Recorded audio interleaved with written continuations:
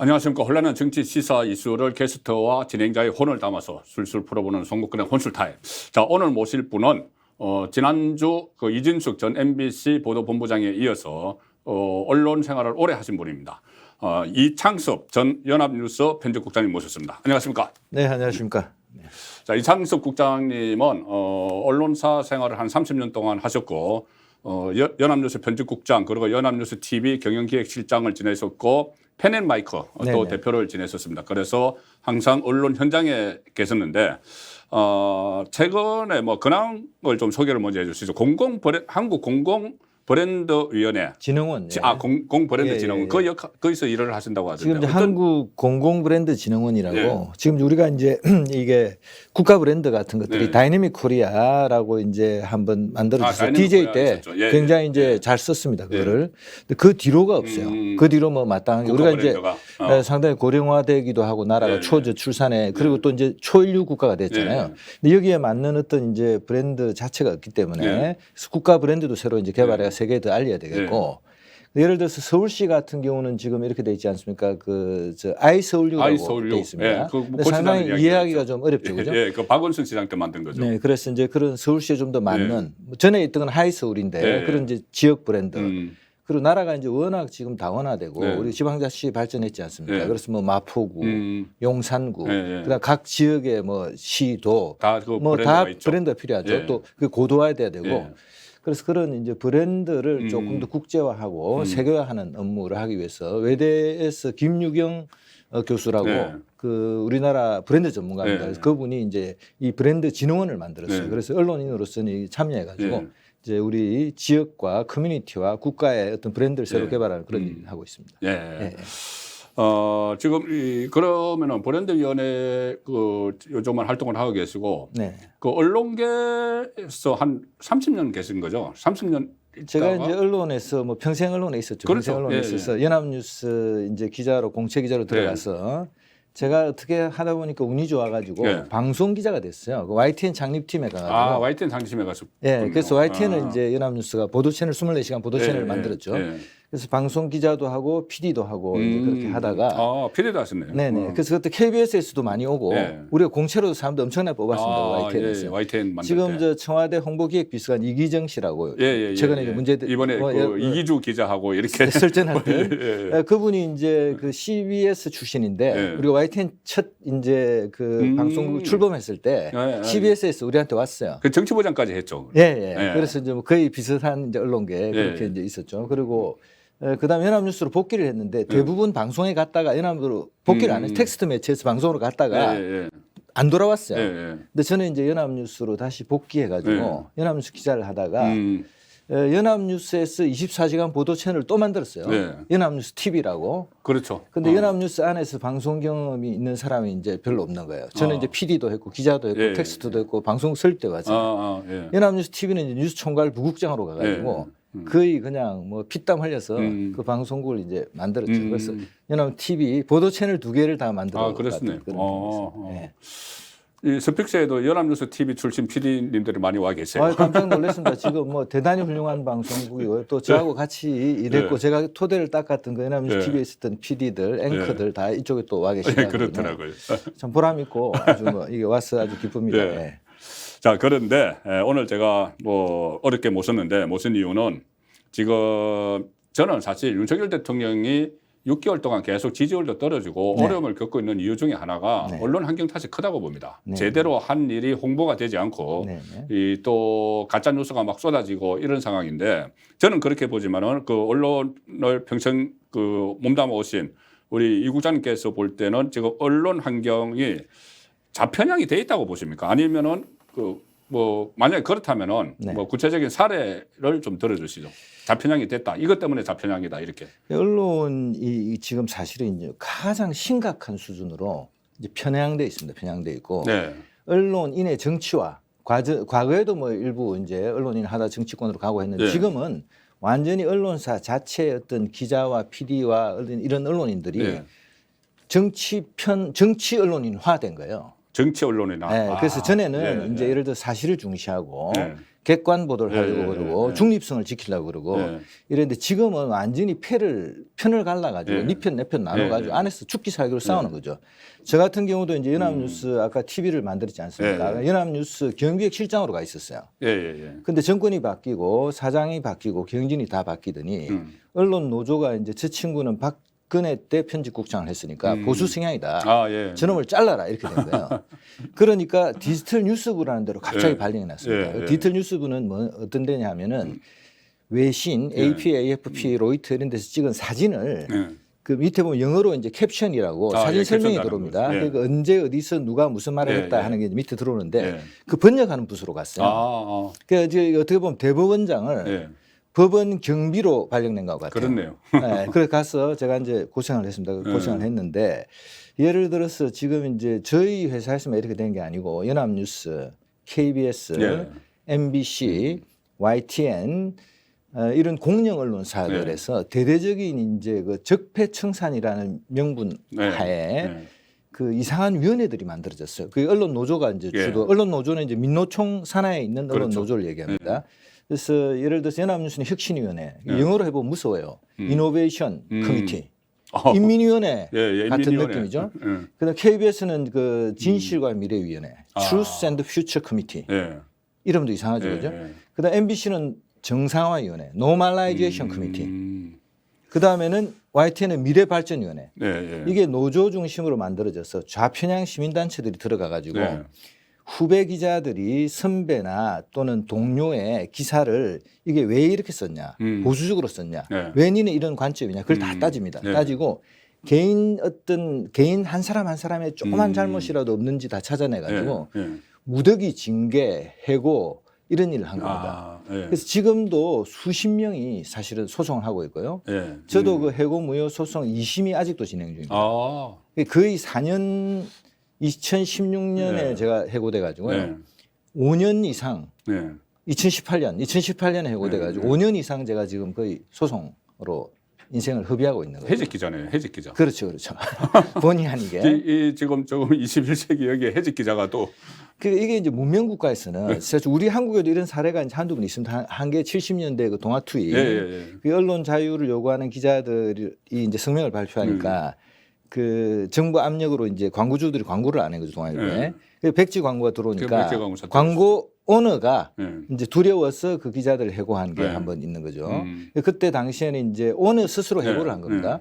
그리고 이제 언론 통폐합 때 그때 언론 통폐합 사태가 있으면서 언론을 이렇게 묶고 막 이렇게 하면서 네. 이제 일부 언론인들을 이제 뭐 해고되고 이런 게 있었죠. 그게 이제 전두환 때 네, 네. 있었던 겁니다. 그렇죠.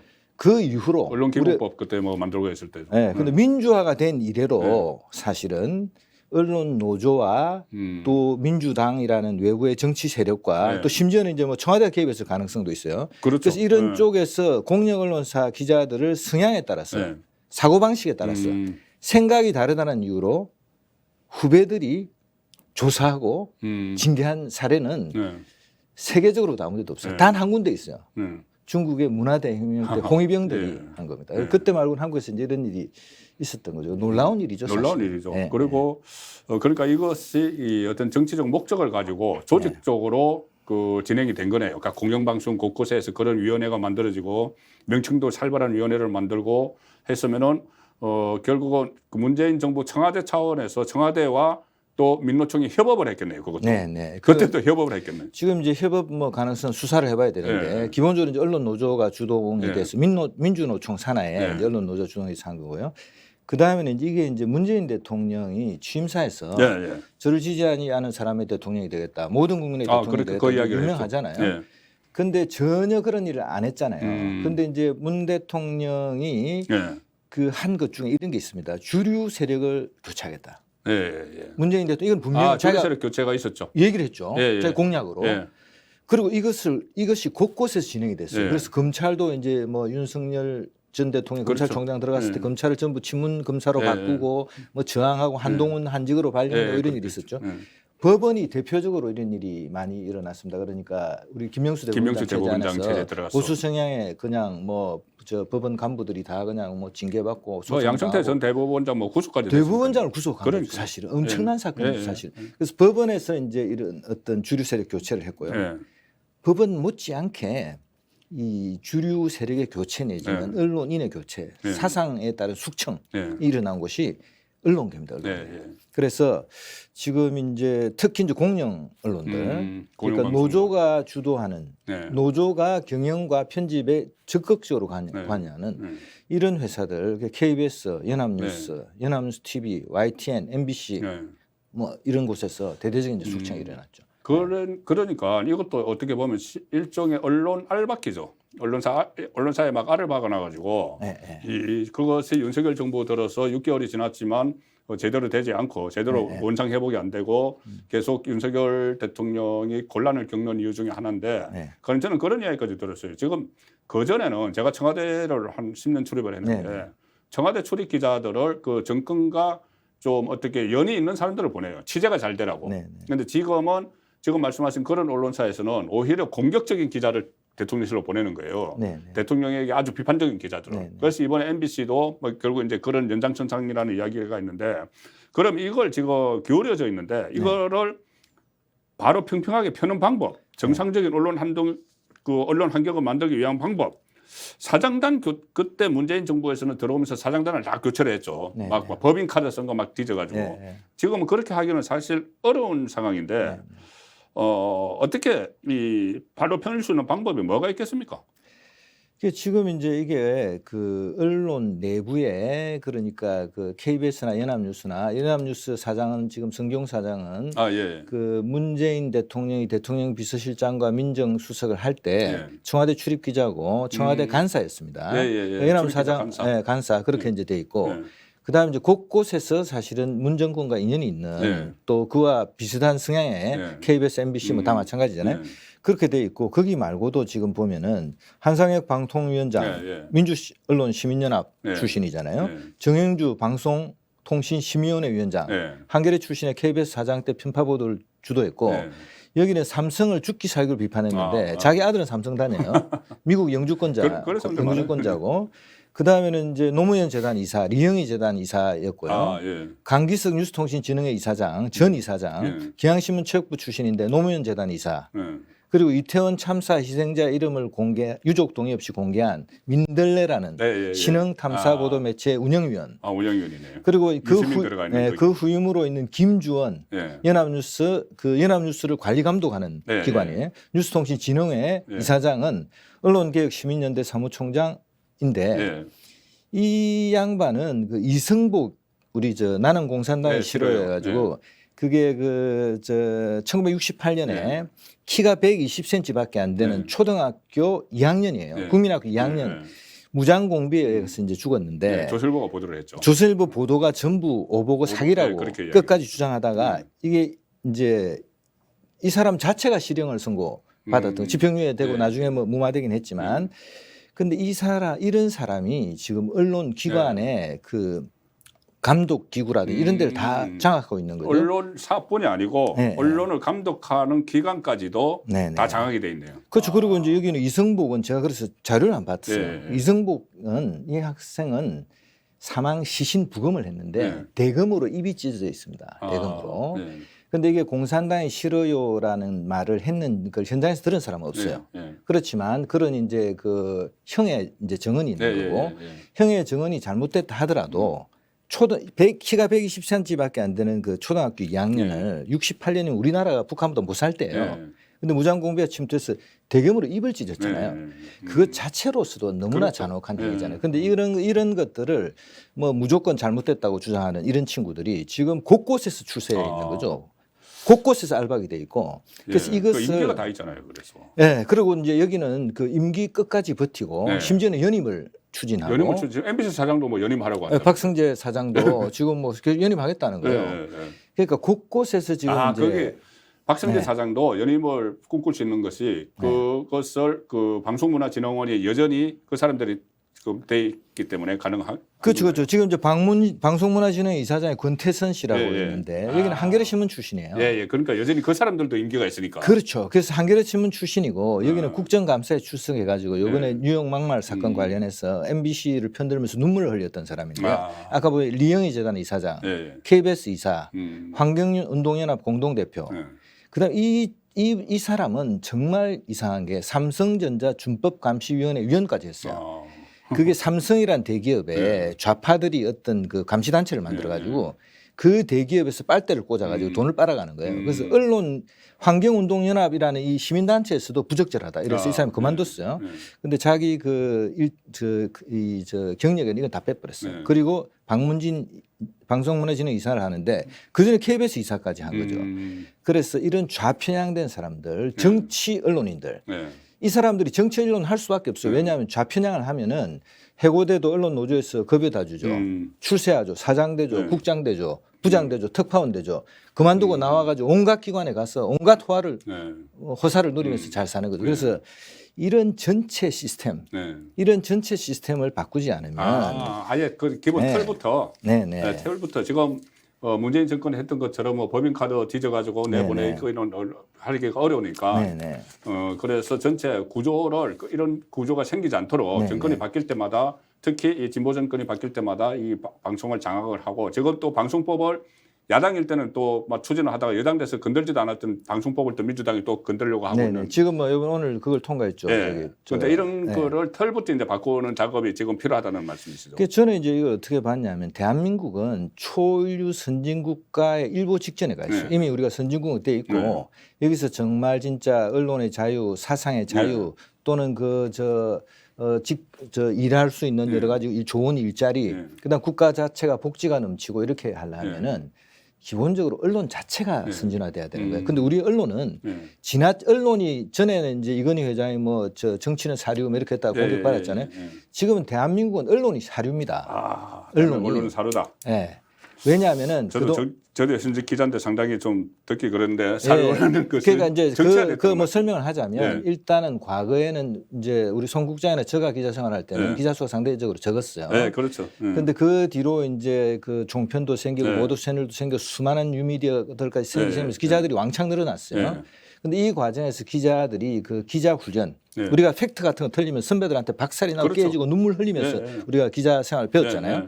근데 지금은 팩트 같은 거 중시하지도 않고 그다음에 자기 주장 그다음에 상대방에 대한 배려 아까 교양 매너 뭐 이런 건 없는 건 물론이고 그다음 아까도 말씀드렸지만은 언론인이 PD와 기자들이 정치꾼화된 거예요.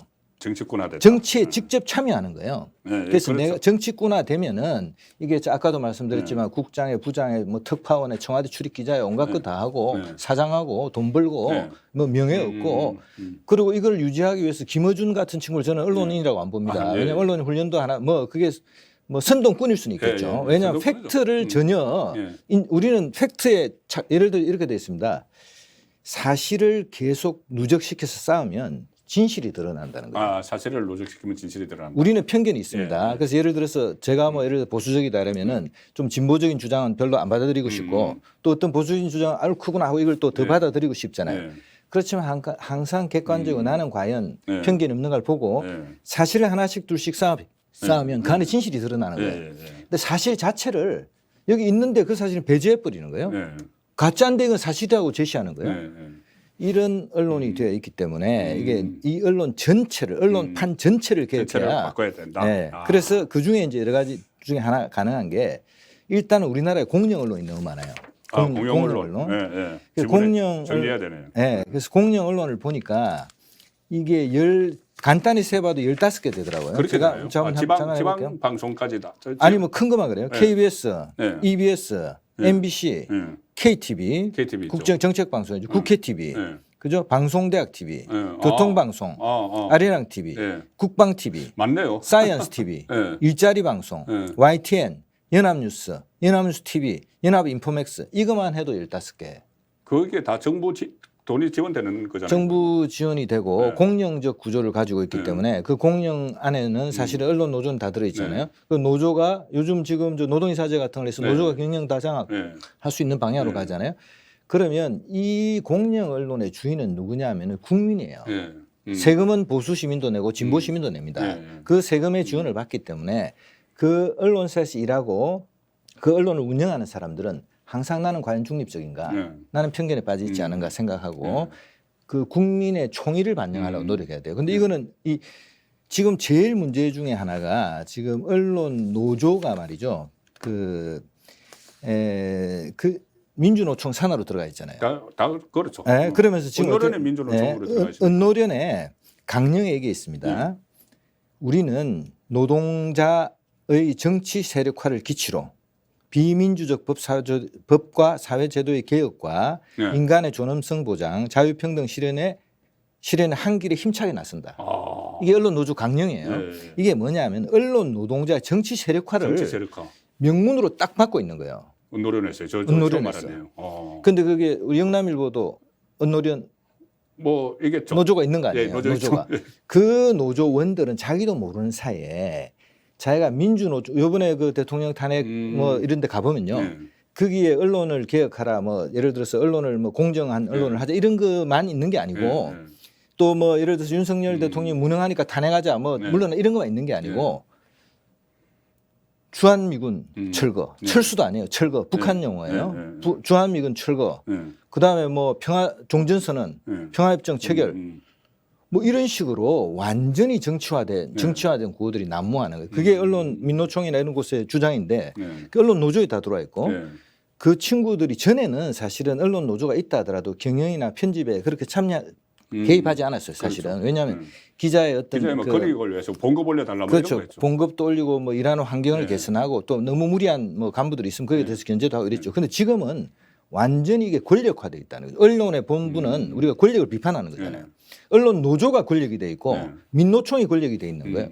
그 권력을 오히려 비판하게 허용해야 되는 거죠. 그래서 이런 이제 정치 성향의 그러니까 제가 한번 여쭤볼게요. CNN이 혹시 거기 뭐 언론 노조 같은 게 있어가지고 뭐 막 편집 개혁을 하라, 편집권을 지금 사장 나가라, 뭐 내가 사장하겠다. 저는 뭐 상상을 못할 일 같은데 그거는. 그러니까 혹시 뉴욕 타임스, 그러니까 워싱턴 포스트, BBC 없잖아요. 그 기자가 그 기자 주체적 뭐든지.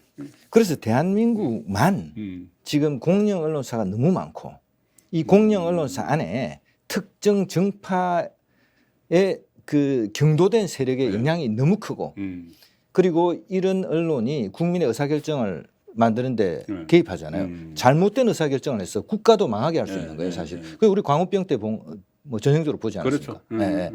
그래서 지금은 이 언론인의 정치화를 깨야 된다는 거죠. 그러면 언론 노조가 민노총 산하를 떠나든지 아니면 언론 노조의 강령에서 언론 노동자의 정치화를 빼야 된다는 거죠. 다 탈퇴해야 됩니다. 기자협회도 좀 새로 만들어야 된다고 봐요. 기자협회도 좀 그래 정치색을 많이 떼요. 완전히 지금 뭐 거기 한겨레신문 출신이 기자협회장 돼 있지 않습니까? 그 친구도 언론노조위원장 출신이에요. 그러니까 아까 이제 PD협회나 방송 뭐 연합회 이런 데 다 문제가 되는 게 아까 지금 저 방송법 지금 저 개정하려고 그런 거 아니에요? 상임위 통과했습니다. 그게 11명 정도 되는 그 방송 그 회사 이사진을 21명으로 늘리고 자기 편들 다 해서 지금 사장을 못 바꾸게 하죠. 그렇죠. 그게 들어가는 게 문제가 되는 게 그게 아까 뭐 PD협회, 기자협회 이런 데서 이사 추천하게 돼 있는 거예요. 그럼 전부 좌편향 이사들이 다 들어가는 언론 단체에서 언론 단체가 단체도 좌편향 돼 있으니까.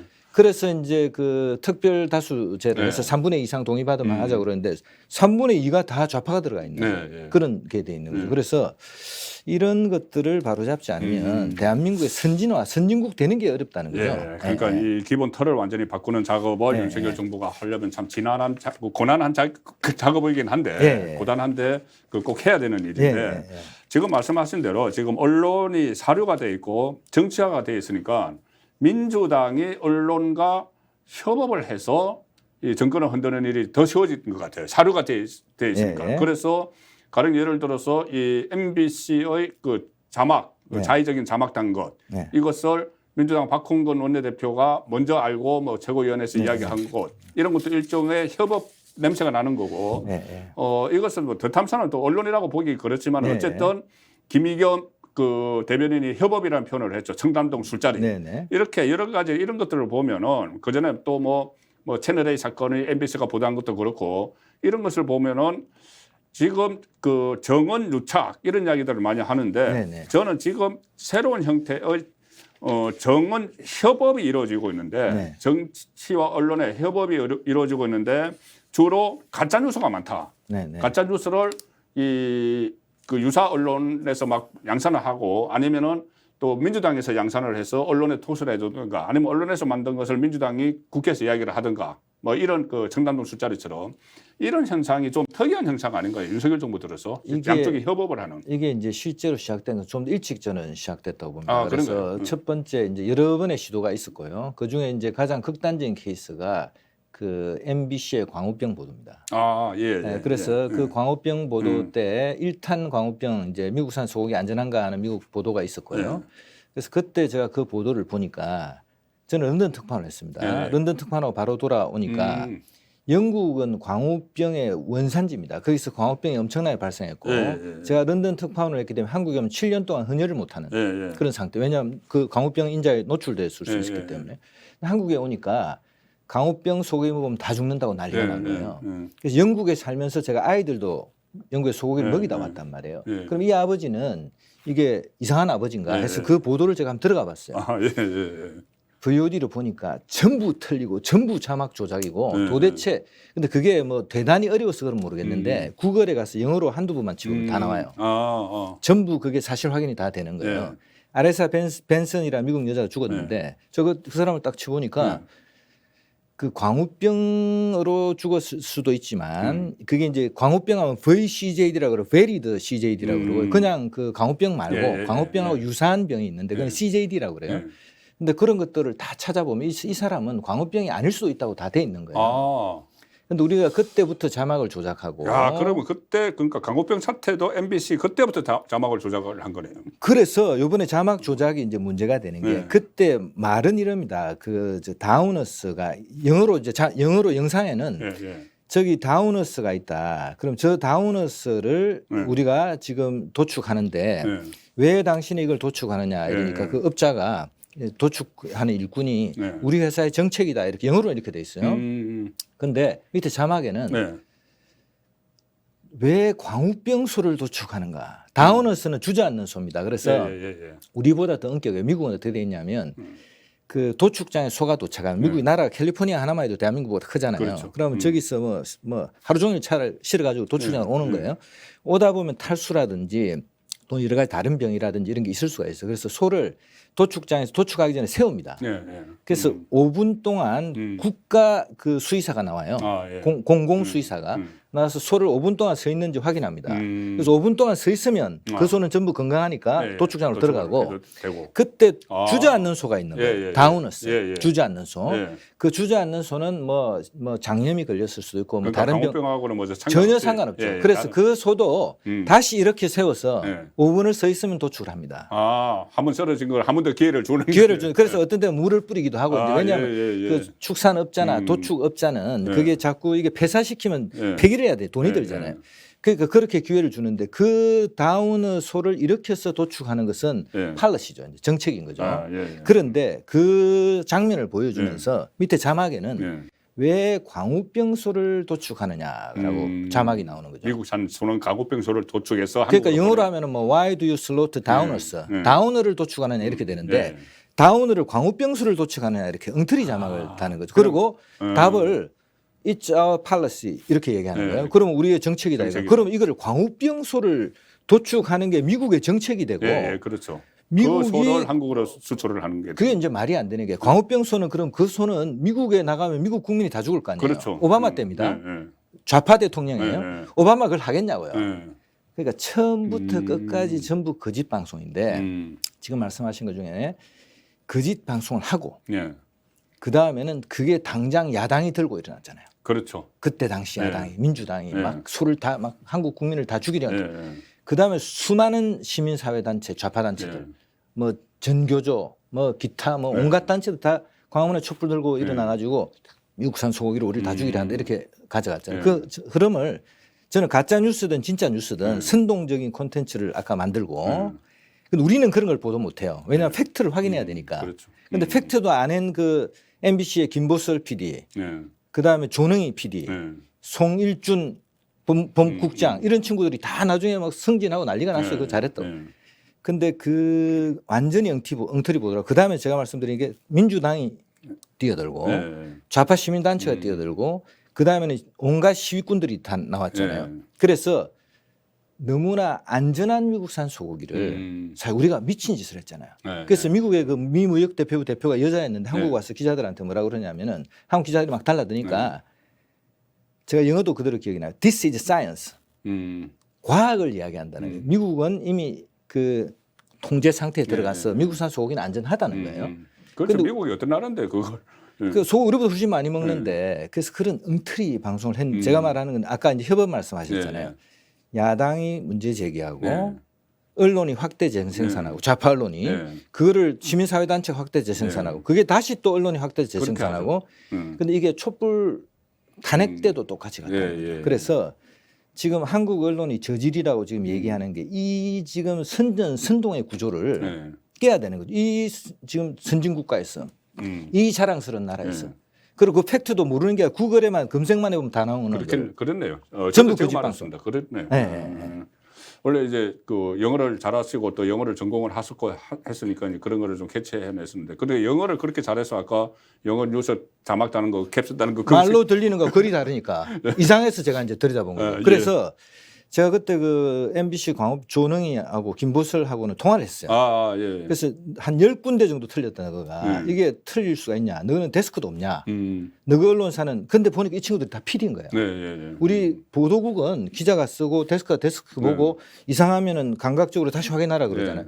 이 친구들은 전부 PD인 거예요. 그 조능희가 저한테 뭐라 그러냐면 선수들끼리 왜 그래 이러는 거예요. 그래서 제가 그때 이해한 게 얘들이 결론을 정해놓고 PD들은 짜깁기를 한 거예요. 그게 맞췄어. 선수들끼리. 그래서 이제 다 알면서 그 친구도 언론노조위원장 했어요. 근데 이제 뭐가 문제가 됐냐면은 이게 수사를 하고 기소를 했는데 무죄가 다 났어요. 왜 무죄가 났냐면 이게 악의적인지 아니면은 의도적인지를 확인을 못했어요. 검찰이. 사람 머릿속에 들어있으니까. 근데 그게 제가 키입니다. 키. 왜냐하면 강우병 보도를 2번 했거든요. 연합뉴스에. 아니 MBC가 강우병 보도 MBC가 강우병 보도를 PD 수첩 2번 했어요. 1탄, 2탄. 1탄, 2탄 사이에 제가 PD 수첩 그 PD들한테 연락해가지고 다 틀렸다고 가르쳐 줬어요. 그런데 2탄을 하면서도 똑같이 다운어가 다 강우병소는 아니다라고 하나 바꿨어요. 자기들이. 그다음 두 번째는 이제 그 아레사 빈슨이라는 여자가 죽었는데 얘들은 MRI를 통해서 그 사인을 확정할 수 있다고 PD 수첩 보도했어요. 근데 부검을 해야 됩니다. MRI로는 광우병과 유사 광우병이 똑같기 때문에 구분이 안 돼요. 그래서 세포 부검을 해야 되는데 조직 검사를 해야 되는데 조직 검사를 하니까 광우병이 아닌 걸로 나온 거예요. 그러니까 이 2가지만 고치고 나머지는 광우병 먹으면 다 죽는다고 그대로 그냥 악의적으로 한 거예요. 그래서 악이나 고의가 있는 거예요. 만약에 다시 재조사한다면 제가 그때 이제 그 검찰이 저를 소환했어요. 제가 협조를 잘 안 해준 게 이거는 언론이 자율적으로 해결해야지 수사기관이 뛰어들어서 언론을 바로잡으면 안 된다고 해서 제가 협조를 거부했어요. 근데 지금 다시 재조사한다면 정말 목숨 걸고 나가서 걔들이 전부 악의적으로 조작했다는 거. 재판의 증인으로도 다시 나갈 생각이. 그래서 근본적으로 다시 말씀드리면 아까 이제 이런 언론의 지형 전체를 다 바꿔야 된다는 거예요. 그러기 위해서는 아까 이제 지나치게 많은 공영 언론을 상당수 민영화하고 KBS YTN도 민영화 지금 작업을 뭐 하고 있죠, 사실상. 그렇죠. 그래서 KBS나 그다음에 저기 EBS나 또는 아리랑 TV 외국어 방송 이런 것들 통합해서 하나 정도만 공영 방송을 두고요. 나머지는 전부 민영화해서 시장의 자율에 맡기고 그다음 다른 여러 가지 뭐 기구들이 있잖아요. 그런 데서 이제 감시하도록 그렇게 이제 그렇게 만들어야지 가짜 뉴스도 판을 치지 못하고 또 민주당과 일부 언론의 편향된 언론이 협업을 해서 이렇게 혼란스럽게 하지 못할 텐데 지금 MBC 이야기를 계속 하셨으니까는 물론 뭐 더 탐사라는 데는 일단은 언론으로 보기는 그렇습니다. 무슨 뭐 언론이라고 자칭하는 사람들이 5명이나 한동훈 법무부 장관 집 앞에 집에 찾아가서 뭐 도락을 뭐 건들고 했는데 그것은 그냥 그 언론으로 볼 수가 없기 때문에 그냥 지나치고 자 MBC 폭력이죠. 폭력이라고. 그건 폭력이죠. 폭력배들. 폭력 거의 가깝습니다. 언론을 이제 빙자한 참칭한 폭력배들. 언론을 빙자한 참칭한 폭력배. 더 탐사 이야기는 뭐 더 이상 할 의미도 없는 것 같고 MBC가 그러니까 그 강우병 때도 그렇게 했고 그것이 그 역사가 있네요. 그 자막 조작 역사가 있는데 어쨌든 뉴욕 발언에 그 윤석열 대통령 뉴욕 발언에 자의적 자막을 달아서 이거 지금 논란이 시작이 됐는데 이때도 그러면 좀 정치적인 의도가 있었다고 보시겠네요. 그리고 이 자의적 자막을 달고 그 도어 스태핑 할 때 대통령 뒤에서 소리친 이기주 기자가 네네. 어젠가요? 박성재 MBC 사장이 무슨 뭐 창사 기념식에서 네네. 우수 기자상을 네네. 줬다고 하던데 네. 이게 처음부터 자의적 자막을 닫는데 정치적 의도가 있다고 보시는 건지. 제가 이제 사실 시간이 많이 부족한데 네. 실제로 이제 아까 그 광우병 사태와 촛불 시위에 대해 얘기를 한 것은 네. 공작의 가능성이 있다는 얘기를 하는 거예요. 아. 협업은 공작일 수 있는 거예요. 좋게 말하면 협업이잖아요. 아, 그게 공작이네. 완곡어법으로 얘기하면 네. 그래서 이 대표적인 케이스가 이제 어디에서 찾아볼 수 있냐면요. 도종환이라고 이제 접시꽃 당신으로 유명한 우리 예, 예. 시인이죠. 아름다운 정말 진짜 감동적인 시를 쓴. 문광부 장관 했던. 네. 예. 근데 이분이 그 문체부 장관을 했어요. 근데 여기가 이제 충북대학교 사범대학 나와서 정교조 네, 네. 창립 멤버들입니다. 그렇죠. 근데 이 제가 연합뉴스 편집국장을 할 때 정보보고가 올라옵니다. 아, 각 예. 그 지역에서 이 친구가 이제 이분이 충청도 어디서 이제 예. 국회의원을 한 거예요. 맞아요. 그래서 이제 기자를 만나고 뭐라고 그랬냐면 그 기자들과 협업을 했다. 국정농단 사태 때. 아, 그래요? 그래서 뭐 한겨레하고 이런 데 몇 군데서 한 거는 이 우리가 만들어진 특종이다. 이렇게 얘기를. 만들어진 특종이다. 네. 아, 국정농단 관련해서. 그래서 제가 볼 네. 때는 이제 국회의원은 네. 정부 기관이나 이런 곳에 이제 정보 공개 청구를 할 수 있잖아요. 예, 국정원. 예, 그래서 그렇죠. 그 취재하고 예. 그다음에 그거를 기자들한테 주는 거예요. 네. 좌편향 기자들한테. 그러면 그 국회의원이 확인하지 못하는 거는 네. 기자가 확인하는 거예요. 그렇게 할 수가 있죠. 그리고 그것을 이제 뭐 일면 톱으로 쓰는 거예요. 네. 예를 들면 네. 그러면은 민주당이 그걸 백업하는 거예요. 네, 네. 그럼 거기에서 시민사회단체가 들고 나면 성명이 나오고 온 데서 비난이 나오고 네, 네. 그게 또 확대 재생산 보도가 네, 그렇죠. 되는 거죠. 그래서 여론을 조작하는 네. 선전과 선동과 공작을 통해서 여론을 조작하는 이 행동이 이 도종환 씨가 직접 드러났어요. 네, 그러더니 자기가 이거 문체부 장관 되더라고요. 아, 그래서 그리고 이 팀 안에 네. 자기 민주당의 이 특위 안에 네. 언론인이 있었다는 거예요. 그런데 언론이 취재는 할 수 있습니다. 네. 그런데 협업하고만 짜면 네. 그거는 정언유착, 예. 권언 집권당이 되면 네. 권언유착. 네. 이거는 언론사에서 완전히 쫓아내야 돼. 언론계에서 되는 거죠. 그래서 이런 시스템이 지금 김어겸 한겨레 기자 뭐 그 친구 저는 이해가 잘 안 돼요. 팩트 네. 확인 같은 전혀 안 네. 하기 때문에. 근데 거기도 우리 그러니까 첼리스트 네. 건도 거의 유사한 구조로 갖다 할 수가 있습니다. 이게 지금 드탐사라는 데하고 협업하고 네. 그다음 거기에서 얻은 정보를 그 여성의 목소리를 변조해서 국회 국정조사장에서 틀은 거 아니에요. 그래서 틀고 그다음에 거기서 마치 그냥 사실이 있었던 것처럼 주장하고 그렇죠.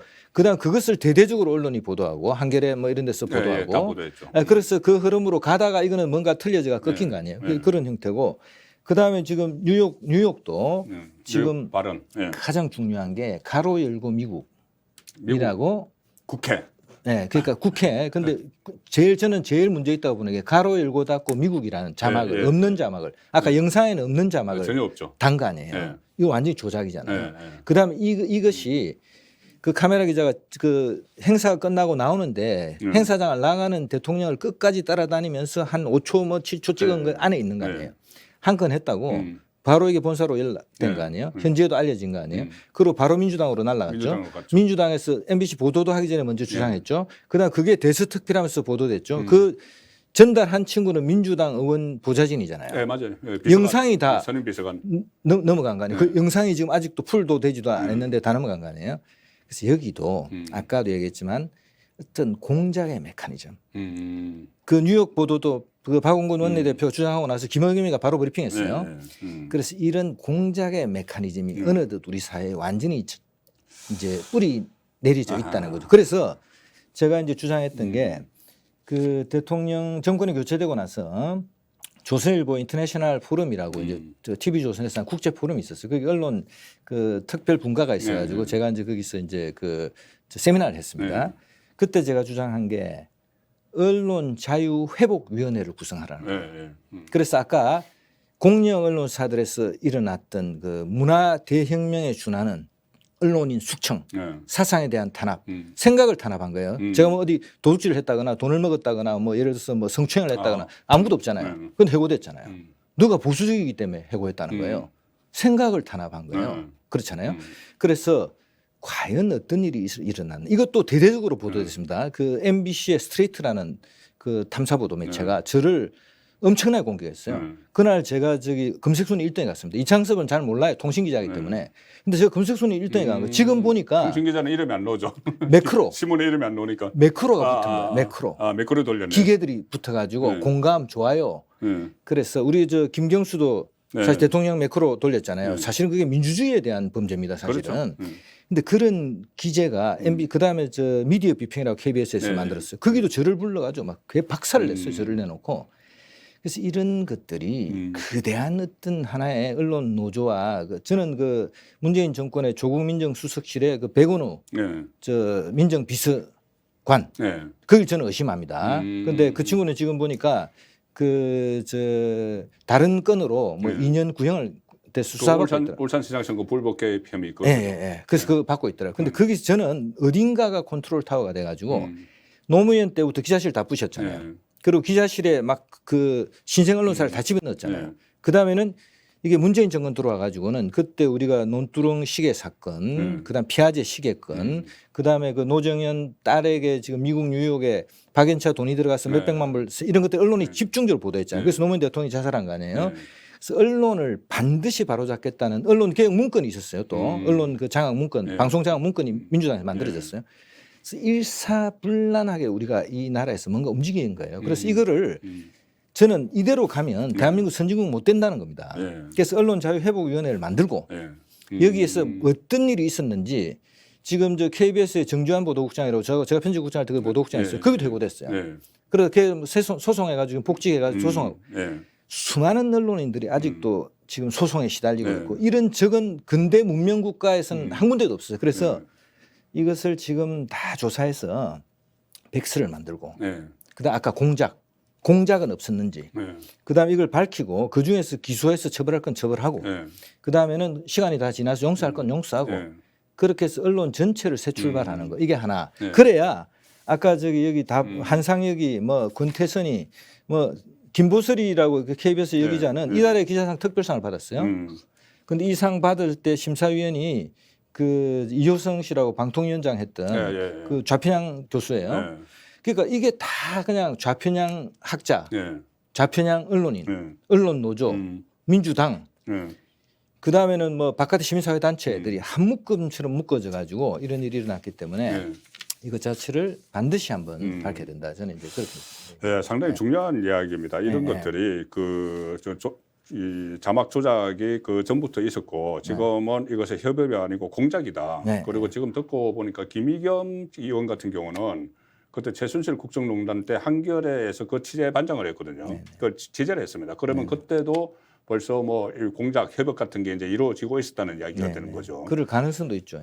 그렇죠. 그럴 가능성이 있는데 자, 그래서 어쨌든 지금 뭐 시간이 됐으니까 마지막 질문을 드리겠습니다. 뭐냐면은 지금 도어 스태핑에서 뭐 MBC 기자와 충돌도 있었고 그리고 또 도어 스태핑을 지금 재개를 해야 되느냐 이런 문제들도 있고 아니면 언론과 소통 방식을 좀 바꿔야 되느냐 이런 문제들이 쭉 있는데 지금 현재 윤석열 대통령의 언론 정책은 어떻게 긍정적으로 평가를 하십니까? 아니면은 조금 전에 말씀하신 대로 지금 당장에 뭐 도어 스태핑 재개 이것이 문제가 아니고 언론 환경을 완전히 기본 틀을 뒤바꾸는 이 작업을 해야 된다고 보시는 건지요? 일단 이제 윤 대통령은 언론의 틀을 바꾸는 역할을 해야 됩니다. 그게 자기한테 주어진 시대적 저는 사명이라고 생각합니다. 이걸 해야 한국이 선진국가 초일류 선진국가 되는 어떤 기본을 닦는 거고 두 번째는 윤 대통령은 사실은 사상 최고로 언론 친화적인 대통령이었어요. 그렇죠. 지금 우리 언론인들은 뭐 지금 뭐 기자협회니 뭐 언론 노조니 다 그냥 막 비판하잖아요. 이런 대통령은 없었습니다. 전 세계에 없었습니다. 저는 그걸로 취재복을 발로 찼다고 생각합니다. 그래서 사실은 대통령이 생각이나 엄청나게 중요하잖아요. 그게 뭐 주가에도 영향을 미칠 수 있고 안보, 외교 뭐 엄청난 영향력이 있는 사람의 발언이잖아요. 그래서 그걸 알리는 것도 굉장히 조심하는데 이분이 이제 정치 초보잖아요. 그 대선 후보할 때 저는 뭐 대선 여러 가지도 가까이 들여다보는 기회가 있었는데 원래 그 대선 때 행사장에 가면 기자들이 많이 선거 때는 많이 따라오죠. 행사장에 들어갈 때도 물어보고 나올 때도 물어보고 기자들로 접촉이 됩니다. 그때는 무조건 언론과 많이 만나서 많이 얘기해야 됩니다. 자기가 보도 나쁜 거든 좋은 거든 많이 보도돼야 선거에 유리하니까. 근데 선거가 끝나 대통령이 되고 나면 완전히 그 선을 차단합니다. 사실. 차단했죠. 지금까지 그렇게 했죠. 구중궁궐 속으로 들어가 버렸죠. 그래서 김대중 대통령 때는 그래도 그분은 오랜 정치인이니까 그 기자들이 춘천관 안에만 있지 않고 오전 오후에 한 번씩 한 시간씩 들어갔어요. 저도 그때 그러니까 갈 수가 있었죠. 네, 오전 오후에 한 노무현 때가 없어졌죠. 노무현 정부 때가 없어졌죠. 자, 춘천관에서만 기자들 묶어 놓는 거예요. 그러니까 춘추관을 그때 닭장이라고 불렀어요. 네. 닭장처럼 안에 앉아 있다가 대변인이 와서 이렇게 브리핑하면은 모이 먹으러 가는 것처럼 네. 그래서 닭장 이렇게도 불렀죠. 자, 그다음에 이제 문재인 때는 5년 동안 기자회견 5번밖에 안 했잖아요. 네. 아무것도 안 한 거예요. 그냥 그것도 다 쓰던 거 읽고 준비된 답변만 하고. 근데 윤 대통령 이 선거 때 자기가 이걸 왔다 갔다 해보니까 언론이 굉장히 중요하구나 하고 굉장히 언론 플랜더리한 사람이 된 거예요. 그래서 이게 이제 그리고 대통령 청와대에서도 나오는 바람에 출퇴근할 때마다 기자를 보니까 계속 질문을 받아준 거예요. 거기서 뭐 아무 기자들한테 랜덤하게 받은 거 아니에요. 이렇게 하는 대통령이 없었던 거예요. 그래서 너무나 언론 친화적이었는데 지금 이기주 기자 제가 영상을 봤는데요. 뭐 왜 악의적인 보도냐 언성을 높일 수 있어요. 근데 그거는 뭐 기자로 살 수 있는데 그리고 뭐 슬리퍼 신을 수도 있어요. 제가 볼 때는. 그런데 이 악의적으로 하니까 아까 이기정 비서관이 이 사람은 청와대 당국자잖아요. 언론을 담당하는 사람이잖아요. 근데 도어스태핑 그만하겠으면 들어간단 말이에요. 뒤통수에다 대놓고 그냥 과음을 지르고 달라드니까 이제 그만 좀 하라. 그다음에 끝나고 들어가지 않냐 이렇게 얘기한 거예요. 그러니까 막 증거를 내놔라고 막 고성을 지르고 그 이기정 비서관한테 달라드는 거예요. 그러다가 이제 그만하라 이러니까 이제 말을 하다 보면 우리가 좀 끝을 자를 수 있잖아요. 말 놓았다고 왜 말 놓냐고 달라들더니 엘리베이터 타는 데까지 따라가 가지고요. 네가 대통령이냐 하고 삿대질을 하고 이랬습니다. 만약에 이게 미국이나 이랬으면요. 이 친구 그 자리에 제압당했을지도 몰라요. 그러니까 아까 부끄러운 줄 알아야지 하고 고함을 쳤단 말이에요. 그래서 기본이 완전히 안 돼 있는 이제 이런 게 했고요. 그래서 이거로 도어스태핑이 일단 중단됐잖아요. 근데 이건 원래 중단되었어야 할 도어스태핑을 이제 사실은 이걸 계기로 중단된 거예요. 그래서 제가 볼 때는 이제 도어스태핑은 미국의 백악관에도 도어스태핑을 합니다. 하는데 이때는 대통령이 거기는 대통령이 백악관 안에 살잖아요. 집무실로 가기 때문에 대통령을 못 봐요. 그 대통령이 그 에어포스 그러니까 그 원은 저 항공기고 거기 뭐 또 헬기도 있잖아요. 헬기장으로 나가고 들어갈 때 풀 기자들이 가가지고 물어보죠. 질문 한두 개 하는 거예요. 그게 이제 일종의 도어스태핑이에요. 그게 있고 그다음에는 전용기 탔을 때 기자들이 타니까 거기서 기자들 한두 번 보는 경우가 있는 겁니다. 그래서 이거 자체는 제가 볼 때는 미국도 안 하는 이상한 세계에서 가장 언론 플랜들이 어떤 시스템을 우리가 한 거예요. 근데 매일 아침에 그 대통령을 사실은 언론의 공격바지로 내세운 거예요. 그래서 이거는 제가 볼 때는 이제 없애야 되고 다만 문 대통령 5번밖에 기자회견 안 했잖아요. 중요 현안이 있을 때는 브리핑 룸에 와서 일진 기자들, 베테랑 기자들도 있고 또 거기 뭐 젊은 기자도 참여할 거 아니에요. 거기서 질문 받고 답하고 이런 식으로 좀 더 자주 언론을 만나게 이제 도어스태핑은 완전히 그만두는 게 좋겠다. 그다음에 여기 이제 아까 여기 비행기 전용기 안 태운 거 있잖아요. 오바마 대통령도 전용기 자기한테 비판적인 기자들 전용기 안 태웠어요. 그 왜 안 태웠냐 물어보니까 그 비행기 안에 기자실 그 공간이 협소해 가지고 좀 공간을 줄이는 바람에 안 태웠다 이렇게 얘기하는 거예요. 그렇지만 그게 언론이 한두 개 보도했지만 이것처럼 문제 삼지 않았고 그다음에는 미국 그 뉴욕 발언의 본질은 그게 외교 참사가 아니고요. 해프닝이에요, 해프닝. 그래서 바이든 대통령은 시라큐스 로스쿨을 나오고 부통령을 했잖아요. 그때부터 마초 건성이 이 집에 또 알코올 중독 경력도 있는 집이에요. 그래서 어디 가든지 그 FUCK 그 말 입에 달고 다니는 거예요. 근데 그걸 했다고 해서 언론이 심하게 공격한 적은 없어요. 그냥 좀 이 불량스러운 태도를 보였다고 간단히 넘어갔고 이번에도 플로리다에 가가지고 또 그 말을 썼어요. 근데 언론이 간단히 그냥 해프닝으로 보도하고 말았지. 우리는 외교 참사로 보도했고 거기 왕 종명인지 하는 워싱턴 특파원은 번역을 말이죠. 이 최악의 욕을 넣어서 영어로 번역해가지고 백악관에서 물어본 거예요. 그렇죠. 백악관에서 국무부에 뭐라 그랬습니까? 핫 마이크. 마이크가 켜진 줄 모르고 부지불식간에 한 실수에 대해서는 우리는 응하지 않는다. 반응을 보지 않는다는 거죠. 해프닝을 외교 참사로 몰고 간 거 아니에요. 그래서 제가 볼 때는 이 친구 같은 경우는 제가 볼 때 기자실에서 뭐 비행기 안 태운 거 전용기 안 태운 건 물론이고 제가 볼 때는 뭐 쫓아내버려도 되는 건데 근데 뭐 그게 이제 기자들도 아직 이런 환경에 익숙하지 않으니 그런데 최소한 저 이기주 기자는 제가 볼 때는 뭐 출입 정지 한 몇 달 시켜도 되는데 근데 뭐 그렇게 하지 않더라고요. 제가 네. 보니까. 예. 자, 오늘 그 이창섭 연합뉴스 편집국장께서 하고 싶은 말이 상당히 많았던 것 같습니다. 한 2시간 해도 되는데. 예, 본인이 그렇게 어떻게 보면은 당했고, 그리고 하나 참고로 말씀드릴 것은 그러면은 이창섭 국장께서도 뭐 보수라고 해서 해고된 것 아니냐 이렇게 말씀하실 수가 있지만, 자, 언론사 기자들도 어느 정도 본인의 그 성향은 있습니다. 네네. 언론사 자체가 성향이 있죠. 네네. 조중동 있고 경향 한결에 있기 때문에 그것은 있을 수가 있는데 지금처럼 가짜 뉴스를 만들거나 아니면 그것을 정치권과 결탁을 해서 협업을 하고 야합을 하고 공작을 하면 안 된다는 말씀이죠. 네. 자, 그 말씀을 중심으로 오늘 이창섭 전 연합뉴스 국장님께서 울분을 토로하시는 그런 시간을 가졌습니다. 좀 더 지금 말씀하신 대로 우리나라 언론 환경이 이 기본 틀부터 바꾸는 그런 계기가 되고 윤석열 대통령이 그 일을 했으면 좋겠다 이런 생각이 듭니다. 오늘 장시간 감사합니다.